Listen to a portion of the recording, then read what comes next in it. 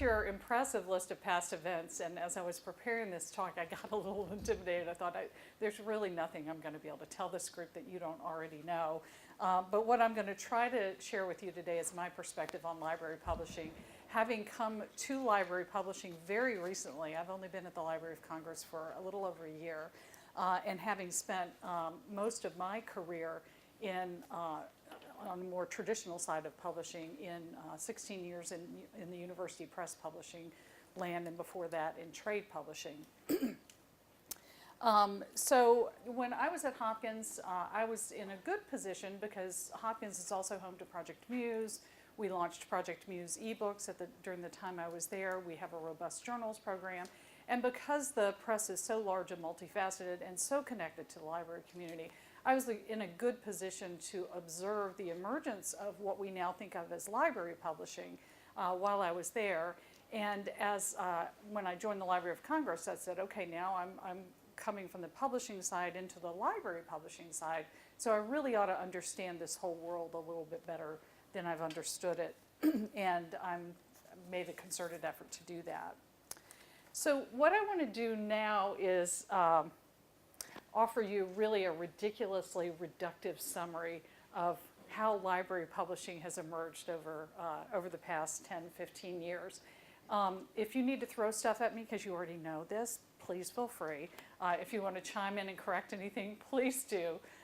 You are much more the experts than I am. So the models that were familiar to us at the turn of the century were really the byproducts of the Great Society investments in higher education that happened during the 1960s. Higher Education Act, the Higher Education Facilities Act. And what we had at the turn of this century were libraries and publishers. So the publishers published the material, libraries purchased the material. There were, even though if we look back in years where we thought budgets were really tight and staff was really tight, from the perspective that we are all sitting in today, they look like those were the good old days. Those were good times. We had relatively healthy budgets. We had relatively reasonable prices, a diversity of publishers. We had standing orders, approval plans, and people in publishing go back, standing orders and approval plans, weren't they great? Just in case acquisitions, so acquiring material for the library just in case somebody on campus needed it. It was really a remarkable period of time. But as the 21st century gave way to the 20th century gave way to the 21st, three factors, but more than three, but three major factors I see really started to challenge those long-standing models. Consolidation in the publishing industry, the emergence of the big deal, what we think of as the serials crisis, recession, difficult financial times, which really heightened the tuition to textbook backlash, and innovation, which really introduced new business models that reduced the barriers to enter the practice of publishing. And I think those three factors really started to shift the way scholarly communication was approached, both by the publishing community, but also within the library community. Oops,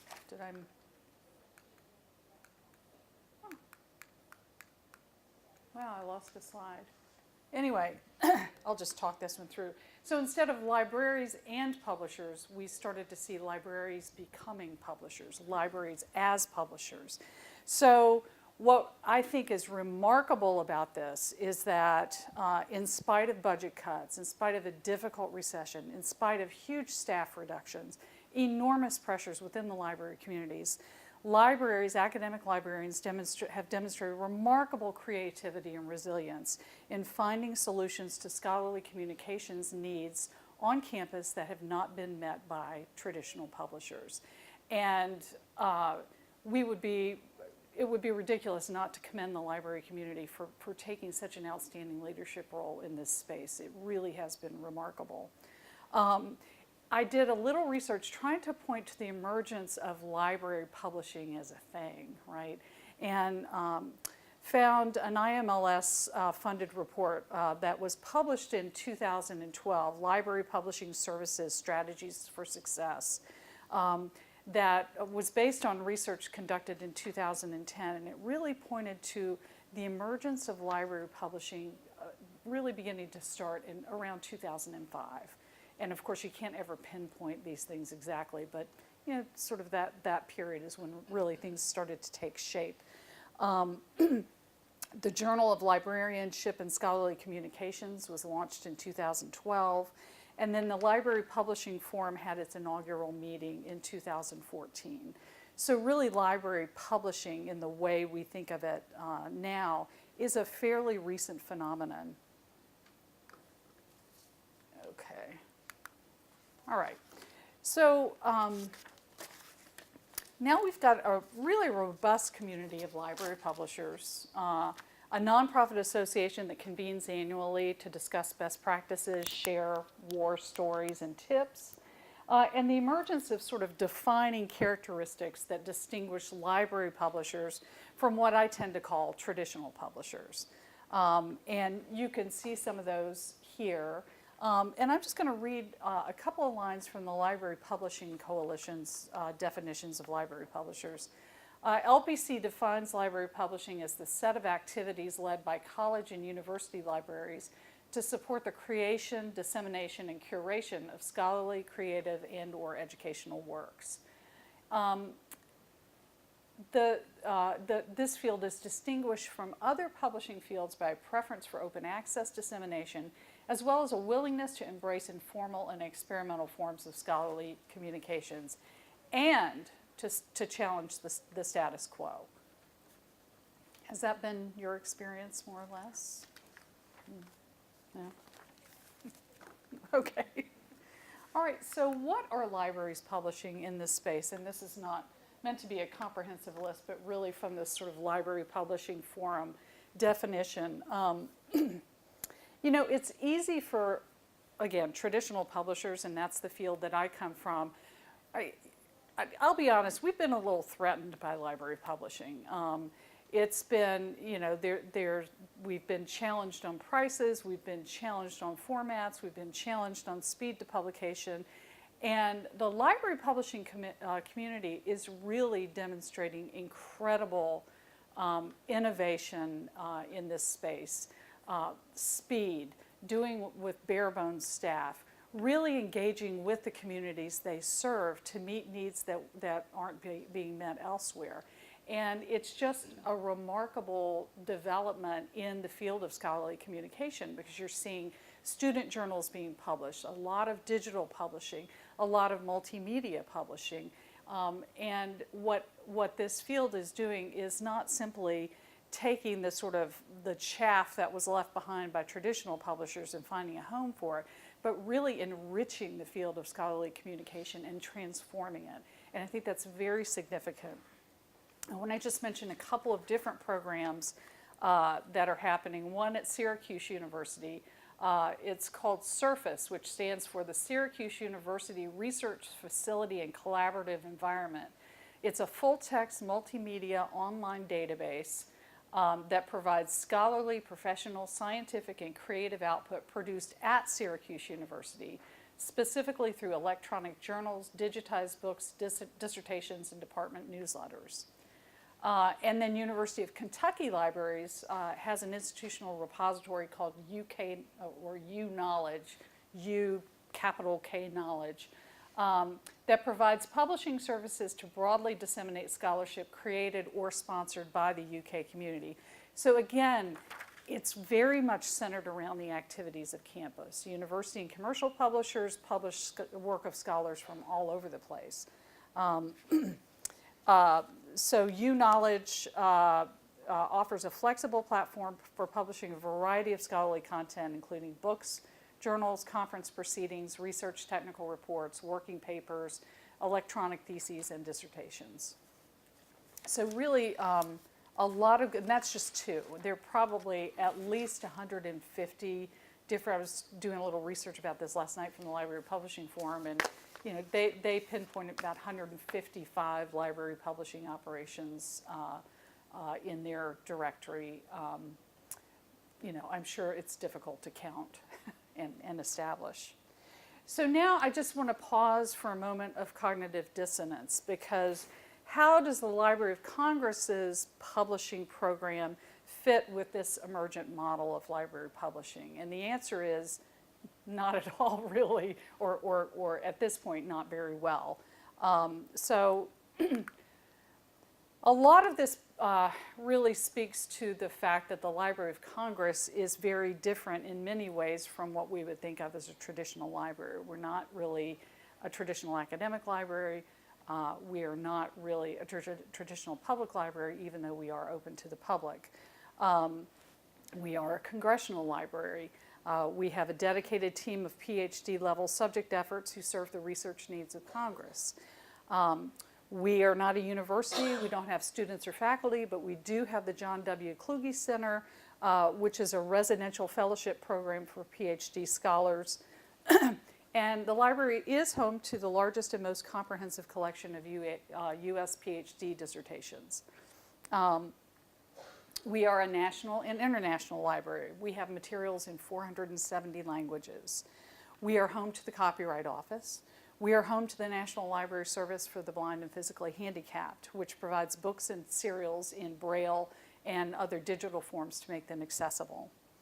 We're home to the world's largest law library, the Motion Picture Broadcasting and Recorded Sound Division, the American Folk Life Center, and the Poetry and Literature Center, which hosts the U.S. Poet Laureate Consultant. So we're a library, but we're really kind of a singular institution. And I think our publishing program, as all publishing programs reflect the needs and scope of their home institutions, our publishing program does that as well. So I want to give you a little history of publishing at the library. This is a very simplified timeline of how publishing emerged at the library. So this is the entity that I oversee. It was renamed the Publishing Office in 1978. And our mandate is to publish books and other products that showcase items in the library's collection and make them available to engage our patrons, whether or not they're able to visit the library in person. What you don't see here are other publishing activities of the library that are covered by separate legislative mandates. And those are the public publishing activities of the Congressional Research Service, the Copyright Office, and the National Library Service for the Blind and Physically Handicapped. So those are separate operations. My operation is known as the General Publishing Office.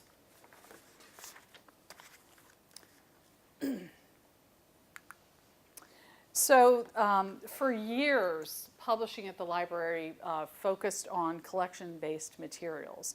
And a lot of these were bibliographies and catalogs created by subject specialists, librarians within the library, and then they would bring them to what was then the publishing office to be edited and published. And all of that was done through the government printing office, now known as Government Publishing Office, and that they handled all the printing and the distribution. So you see here some very interesting things. The Antarctic Bibliography, is anybody familiar with that project? Really interesting. It's the Cold Regions Bibliography Project. And I was reading about this the other day and thinking, gosh, I wonder how climate change is going to impact this. You've got annual reports of the librarian, which were done through my office, or what was my office before I got there, and now are handled by the Office of Communications, which is more the public outreach arm of the library. You've got a catalog of Thomas Jefferson's library, which of course we have a recreation of in the Jefferson building. So with the development of MARC and the migration of the catalog from print to digital, the demand for this kind of bibliographic material plummeted. And the publishing office really was finding itself in need of a new definition. And that happened kind of slowly. In the 70s, the publishing office started producing and publishing postcards and note cards. It published an annual card and gift catalog, which included gift items created by the publishing office and other library divisions. It became this robust mail order division and ultimately became a victim of its own success because the library couldn't handle all the orders it was receiving for all this stuff. So all of that had to be sundowned gradually. From the late 1980s into the 90s, we began to cohere around the publishing model that is now in place in the Library of Congress General Publishing Office, which is a model in which we co-publish books with commercial and university press publishers, and we license material, usually visual material, to create sideline items like calendars, jigsaw puzzles, that sort of thing. We used to also, from the 40s to the 80s, we published a quarterly journal, the Library of Congress Journal, and that was sundowned in the 80s in favor of the creation of a glossy magazine called Civilization, and that was during a period, some of you may remember, where the glossy magazine was all that, and Civilization was a lovely magazine, but only lasted a few years. And the contents of the journal are now all available in JSTOR. So here is where we are today. We co-publish primarily books for general readers, as well as some books for more scholarly audiences in partnership with such companies as Random House, Bloomsbury, Chronicle, University of Chicago Press, Yale, and others. I don't know if any of you heard the NPR story this morning on the card catalog. If you get a chance, just go back and look it up online. But this book, The History of the Card Catalog, was just released. The official publication date was this week in honor of National Library Week. And this is a history of the card catalog and a history of cataloging efforts from basically Sumerian clay tablets up through mark and sort of headed toward bib frame. And it's also got a bit of nostalgia there, as we all have for the beautiful card catalog. We've got not only images of the catalog, thank you, cabinet, brain freeze, cabinet themselves, but also images of cards from books in the library's collections next to the covers of the books. So you've got, Walt Whitman, you've got the original Catcher in the Rye. So you've got, the card, the cover.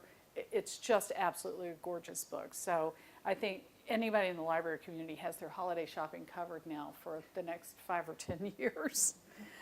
So right now, our publishing volume on books is fairly small. We're doing 2 or 3 books a year. That's what we've been averaging in recent years. I'm trying to increase that volume to get it up to 7 to 10 books a year. Our staff is small. There are only 7 of us. And what we generally do to get to these books is we work with curators, subject specialists in the library, and then scholars who are coming to the library to do research about a specific topic. So you can see a little glimpse of this Golden Age of Pictorial Maps book. This is a scholar at the University of Maine who specializes in the study of pictorial maps. Came to the library, did a lot of research, and then we worked with him to develop the manuscript, which we licensed to Chicago, and it's just a drop-dead gorgeous book, just full of information and these beautiful, colorful, such creative maps. Very, very interesting book. So the staff in my office does a lot of developmental editing. We do a lot of concept development. We do a lot of image research because if you've ever done work at the library, there's a lot of stuff there, and figuring out how to find it is challenging. We all have stack passes. The folks on my staff, a lot of them have been there many years and know where to find stuff. They know what's been digitized, they know what's not been digitized, and most importantly, they know whom to ask on the library staff because we've got some fantastic people there. Just before you move on to Yeah. other things, I'm curious, I would think you would be inundated with requests or concept ideas for books that the library would take under its wing and develop. So how do you decide what your priorities are and what issues are? Is it limited to American topics? I mean, how do you find Well, the overarching constraint is that the project has to showcase items in the library's collection. So that's a pretty broad mandate, but we basically have a rule of thumb that about 80% of the content of the book has to be focused on something in the library's collections. We have to be very involved in developing the editorial concept. We can't just have somebody come and say, can you put the Library of Congress's stamp on this book? That doesn't work. And then funding is a big issue too. Can we get support for the time and the research? Sometimes if a book is going to be full of images that haven't already been scanned, then we may have to pay to have them scanned.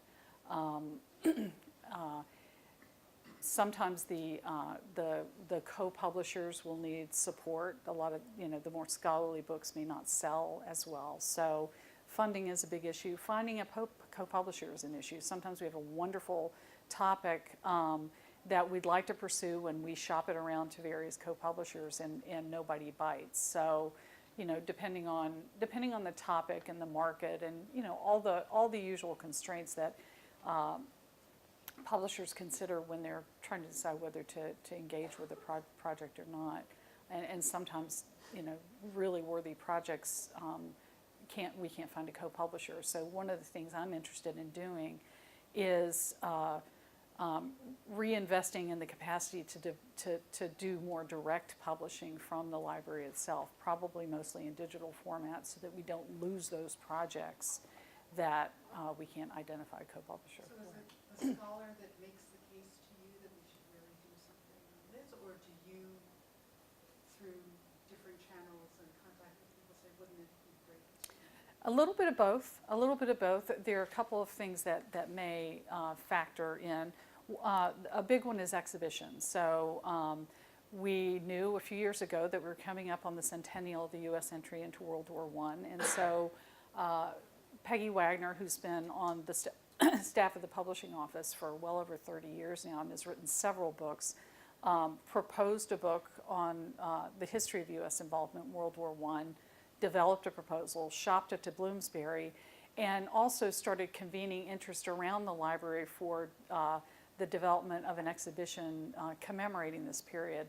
That exhibition just opened a couple of weeks ago. So sometimes the exhibition is coming and we go, gosh, let's develop a companion volume.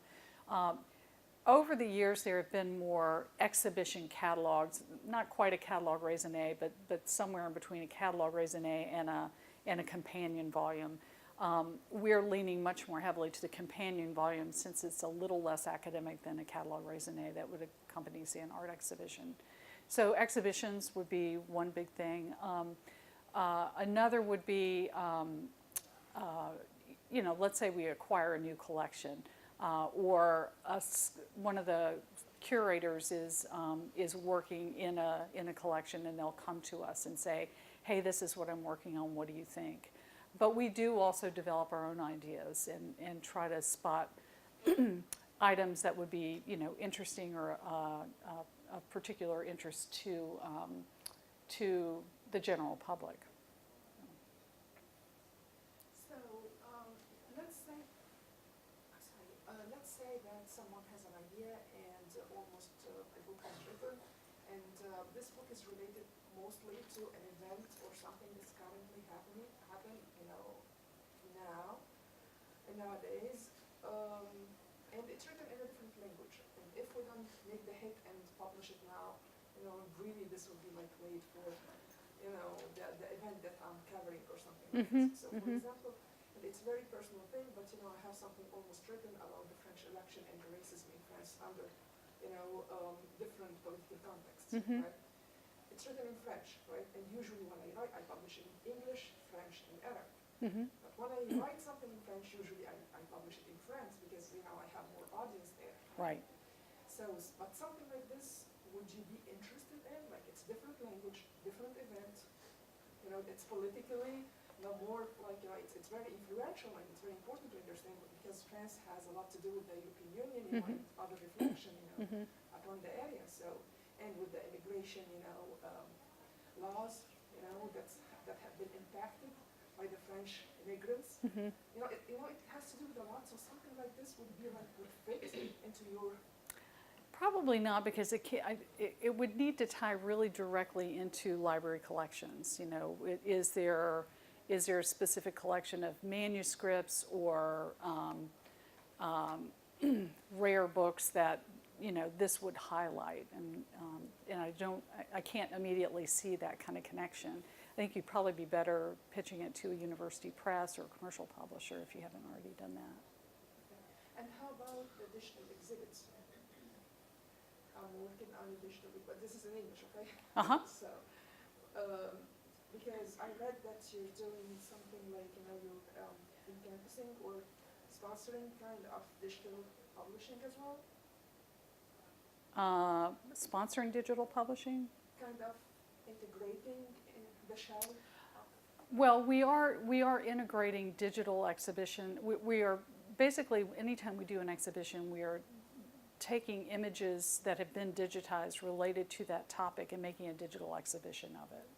Is that what you're talking about? Yeah, So Yeah. you're doing it. we are doing that. And what's the procedure? How to process to get something like this done? Like, do I take the initiative and come for a visit, or Well, that generally happens within the library, my library? the Library of Congress. Oh, okay. Yeah. So I don't take the initiative, but you guys take the initiative. Yeah, and maybe we should talk afterwards so I can understand a little bit better about, because I'm not sure I'm following the whole thing. Yeah, go ahead. Oh, well, I was just going to say, I had some questions about sort of the evolving attitudes toward open access and how the relationship, early in your talk you said, you know, at one point the relationship between publishers and libraries was kind of competitive, and now it's become very collaborative, and I'd be interested in your ideas about how that occurred, and if JSTOR and Ithaca and, you know, organizations doing that sort of work were facilitating that, you know, just what role they played. Well, that's I know it's a lot of kind of a big question, but I'll try. So I think a couple of things happen. I think you know, when some of the federal open access mandates first and public access mandates came down, the first thing the publishing community saw was loss of revenue, and I think there was sort of you know, the first reaction to it, and then I think there have been a lot of useful discussions about what models can support open access publishing, and a general acknowledgement that just because something is made freely available to the public doesn't mean that there is not a cost incurred in doing it, in making it, in publishing it, or making it available. And a greater recognition of the funding models that could be available, whether it's author fees or, you know, institutional fees or some sort of other sponsorship to make something possible. And I think, you know, the Mellon Foundation, National Endowment for the Humanities, other organizations have taken really a leading role in developing programs that encourage open access publication. I think the other thing is really the moving wall or the embargo period. So if you've got something out for a year, it can be published in the commercial space, and some revenue can be generated for it, and then after that point it goes into the open. The whole notion that libraries would purchase collections into the open, the Knowledge Unlatched model where you know, libraries participating in Knowledge Unlatched can sort of vote on material that they want to see put in the collection, and sort of come around and develop a price for what they're going to pay to make that happen. So I think there's just been a lot of good conversation and a willingness to make this work. You know, it's kind of like, I think of open access in a way, I think back to, you know, what the scribes must have felt when Gutenberg came along. You know, well, yeah, it's great, but I'm going to lose my job. And that's the way a lot of people in publishing have felt about open access. You know, how can you argue with making information freely available? It's a wonderful public benefit, but what am I going to do for a job? You know, there's been a lot of anxiety there. So I think the acknowledgement of the anxiety, the acknowledgement that you want open access publishing to have a lot of the same quality control and veracity checking, all the things good publishers do as things that are published for, things that have to be bought, has also just led to, just a better understanding of how we can do this and make it work. Does that answer your question? Great, yeah. Do you want to say that the Congress Library is a more-profit organization? Do you consider it like this? Well, gosh, I can't. I'm sorry if you don't want to answer No, that's really something I can't speak to. I mean, this is a legislative branch. We're a part of the legislative branch. We're part of Congress. So we are part of the federal government. Why don't I just go to my last slide here, because I want to also show you some of the stuff we're doing that are not books. So we really do a number of sideline items. These are non-book items that are often sold in bookstores. Calendars, jigsaw puzzles, knowledge cards. I didn't put any coloring books there, but we do coloring books. So we've got, we'll work with some of the, some various publishers who come to us. Recently, there's been a real interest in the work of Ernst Haeckel. So Pomegranate Publishing has licensed Haeckel images for jigsaw puzzles, calendars, coloring books. You see here, not a very good image, but these are the W.B. Denslow illustrations from The Wizard of Oz, really beautiful illustrations. They've been put on jigsaw puzzles, coloring cards, coloring calendars. And I think this is really interesting, particularly in light of the library's efforts to make the library more relevant to younger people, pre-readers, non-readers, and people who just may be interested in engaging with an image and not necessarily realize it's from the Library of Congress. So you may do a jigsaw puzzle of Ernst Haeckel's hummingbirds and learn something without having this, go to the library, do research experience.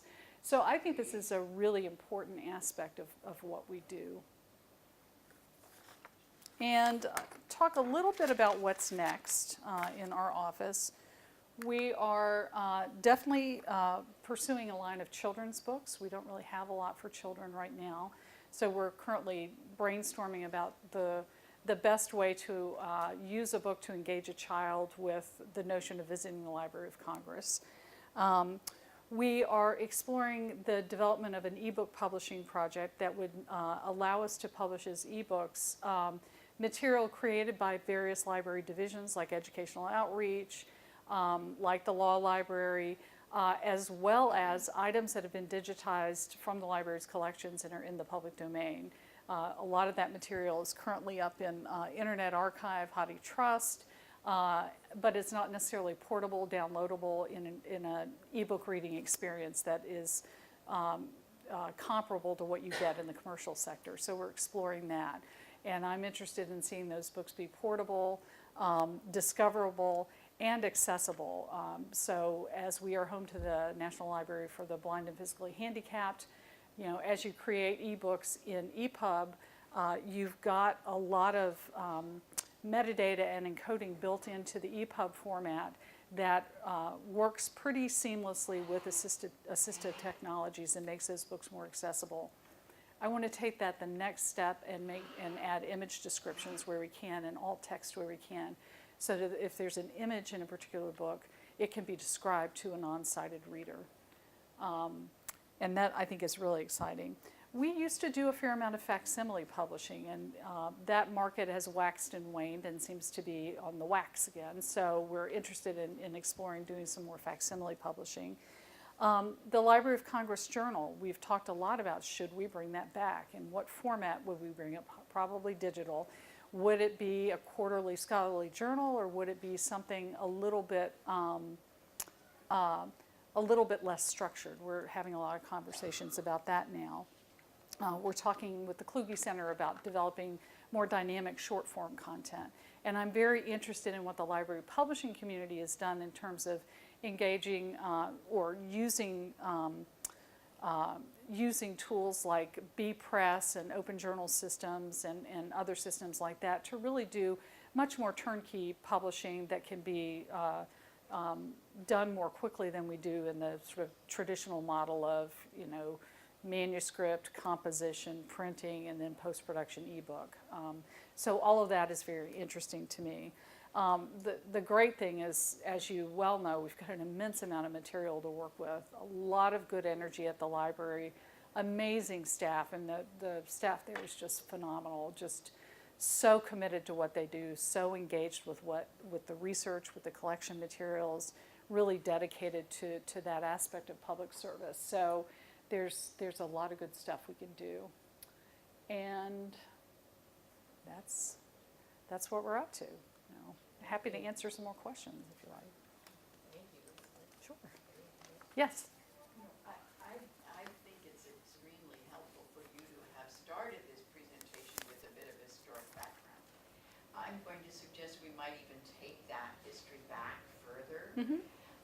One of the things that the whole system of we could say Western publishing tradition has done is created a peer review process Right. that assured quality publications and assured libraries that when they were buying something from these publishers, it was going to be quality and it was going to be worth adding to our collection. And I think that's an extremely important attribute that evolved over time with the printing press and commercial publishing.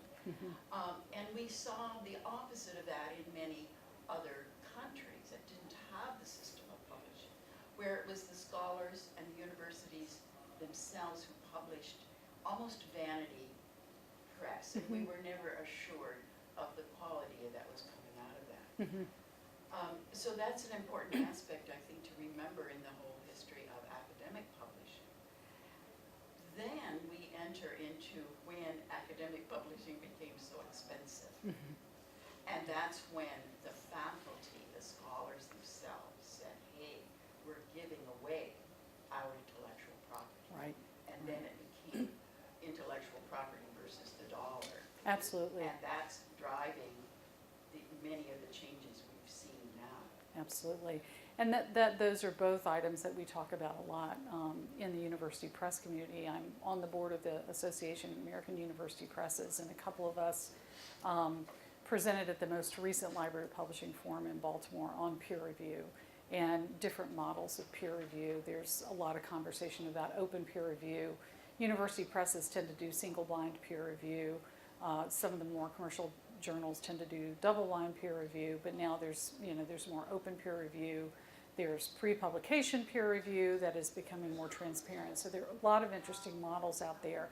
And I do think peer review is something that really does need to be respected. It can be done. It's not perfect. It can definitely be corrupted. I think we all know that. But I think it is really important. There is, we're living in a world of fake news and fake scholarship. And, as models become more open and publishing does become easier, information commerce becomes easier, and it becomes really difficult to distinguish what's real from what's not.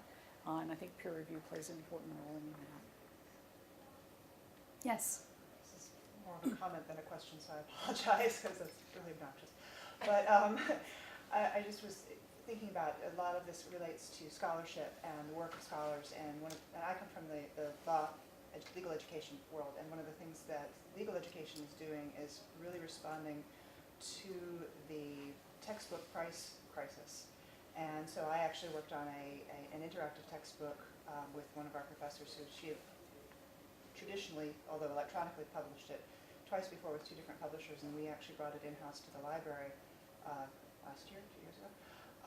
And so that, to me, that's sort of, there's two things embedded in that. One is the element of, we took a thing that had been traditionally published for like $75 and we chopped the price in half, and it's been very successful. But also, it's given us the opportunity, since it's electronically published, to have a very sort of interactive component to it, because it's all about legal research and writing. So it's, deals with grammar and deals with, finding sources and what sources look like and things like that. So it's given us a really great opportunity to not just give a student a textbook, but sort of extend their experience into something that's a little bit more practical and interesting. Yeah, that's wonderful. I think that's wonderful. I think there's a lot of activity in the development of open educational resources on various campuses. And a few years ago, I think it was at an ACRL meeting, I remember hearing some research from, I think it was the University of Michigan, had a group of librarians working on this and had done research about basically the outcomes and the difference in outcomes for students who had the textbooks versus students who did not have the textbooks. And, you know, quite predictable, students who had the textbooks and could afford the textbooks and were using the textbooks had better outcomes than the students who couldn't. But it, you know, became an issue of a level playing field, much as the accessibility issue is a huge issue in terms of a level playing field. You know, what can you make available to every student in the course, regardless of their physical abilities or their socioeconomic backgrounds, and is it imperative of the academic community to take steps to make that happen? And, you know, my personal answer to that is a resounding yes. I think that's wonderful what you've done. Yes? So question, what do you see as the future? Do you see sort of two tracks, an open access track in publishing and then kind of the more traditional track that we have now? Because open access is expensive for libraries if libraries are going to be paying those, you know, the fees Yeah. for their faculty. So where do you see all of this headed? And you mean industry-wide? You know, I think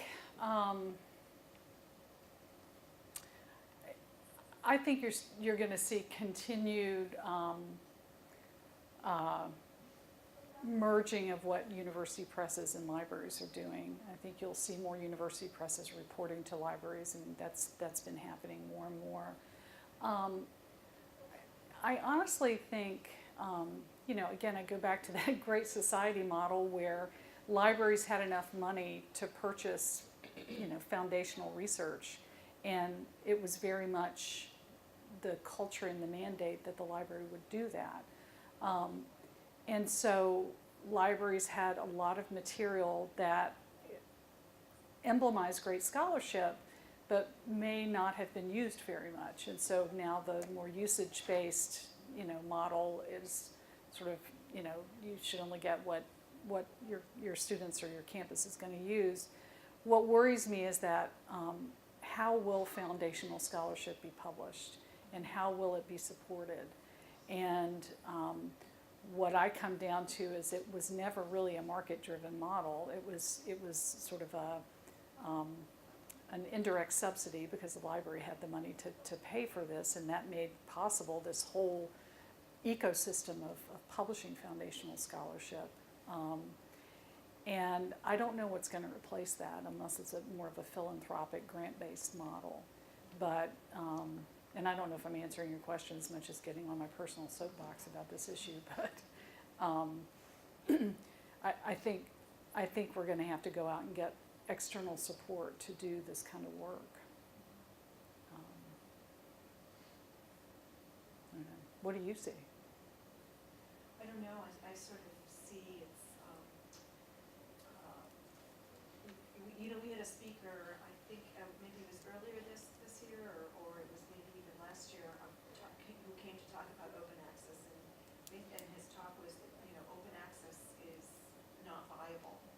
And as I see here, we've had some discussions about open access and allocating money for the article fees, and thinking, well, you know, we're gonna put aside, you know, tens of thousands of dollars, and we'll be able to purchase, you know, so many articles for open access, but we could have, you know, for that same amount of money, just bought lots of other content. Right, right. So I don't know. Yeah. You know, I don't know where it will all end up. I mean, there's definitely a role for peer review.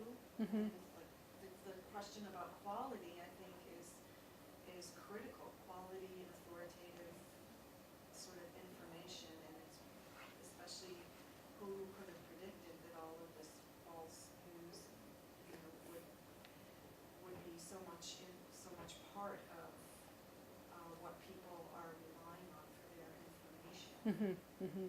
Yeah. And guarding against bad that's been a topic for decades. That's been a huge one. So, Yeah. I don't know. No, and I don't think anybody knows. I am heartened that, I think you were the one who pointed to the, at first there was a lot of antagonism between publishers and libraries and the open access community over how these models needed to shift. And now there's a coming together and acknowledgement that the system we knew and loved, or knew and didn't love, is changing whether we like it or not, and we ought to be agents in that change instead of just reacting negatively to it. So, I'm heartened by that. I think that's really important. I'm heartened by the fact that there seems to be space for revenue-based publishing as well as open access publishing. And I do think the conversation about what's happening in higher education in general and the cost of higher education really overlays this whole conversation, and some very important questions are being asked and need to be asked. But it's challenging a lot of what we hold near and dear. So, speaking of open access, and maybe it's too early in the conversation for you to really address this, but I'd like to know more about this bringing the journal back and what you think that model might look like. If it'll be kind of more traditional, or if it might be open access. What's the scope? What's the conversation there? Yeah, we're really very early in the process. I would say, just as a publisher, I think it would be probably not a great idea to try to develop a new print journal right now. That much I can figure out. Or even like you said, it was a glossy for a while. Yeah, and Not really. no, and that. So definitely a scholarly journal is the way that you're. I think so, but would it be scholarly peer review articles? Would it be focused around issues of library science? I mean, since the journal discontinued, the other journals have really come up. They're good journals in library science now. So what would we actually seek to do? And I think that's what we haven't figured out yet. So, and I think there's a lot of interest in doing short, like the Kluge Center now has just launched this new podcast series, and they're sitting down and having Q&A with some of their scholars instead of having a lecture from a scholar, blah blah blah blah blah, and then webcasting. It's more of a conversation, and the idea is that the conversations are designed to telegraph to the reader why this research could have some meaning for them. And I think that's the challenge of a large institution like the library, which has just so many wonderful things, so many wonderful items in the collection. When you're talking about a particular item, the moment it is resonant for an individual is when you can connect their experience to that thing or that item. And I think that's the kind of conversation we're having. Yes? Could you speak just briefly about your new librarian, Carla Higgins' vision for the library as we go into, you pointed out we're going into a very new era, we've got some change. Her overall strategic vision. I don't know that I can speak to it very well. I know she's done a couple of things that have been very early on, opening the Young Readers Center on Saturdays. She's a children's librarian by training, so she's very interested in making the library more accessible to children. And beyond that, I don't really know at this point. So I think it's still pretty early. Generally, with an institution of that size, you kind of do a bit of a listening tour and develop your strategy. And my sense is that it's still very much in the works. Thinking about your last question, what's next for the publishing office? It occurs to me, based on some of the artifacts that you've already been publishing around with educational aspects in mind, that maybe going into some games would be a great contribution, even around the game of information science and how we get our arms around data Mhm. how it's organized, classified. These are things that are known within the profession, but I think are more and more intriguing to the mass public Mhm. because they're aware of how much information Mhm. exists, and the almost miracle to them of Google, where they can put in a few key concepts and come up with it in nanoseconds with Mhm. so much data. Mhm. So games that would be around that and informative around that, Mhm. quite, I think, intriguing. That is an interesting idea. That there's a unit of the library called National Digital Initiatives, which is doing a lot around creating tools that would allow researchers to harvest big bodies of data and use it through the collection. So one example is the Chronicling America collection of American newspapers. And those have been digitized and project is still ongoing, but I can't remember how many newspapers have been digitized, but a lot. And the idea is to have at least a couple of newspapers from every state, I believe. And so one idea is how could a researcher come in, and this sort of gets into the realm of the digital humanities, come in and search across the data that is collected in that enormous repository and identify, say what was happening in a certain aspect of life during a certain period. So if you're looking at newspapers from the 1850s and they're all talking about, wagon wheels or something like that, what sort of broad massive database research can you do that would contribute to discourse and scholarship. That's not quite games, but it sort of gets into that.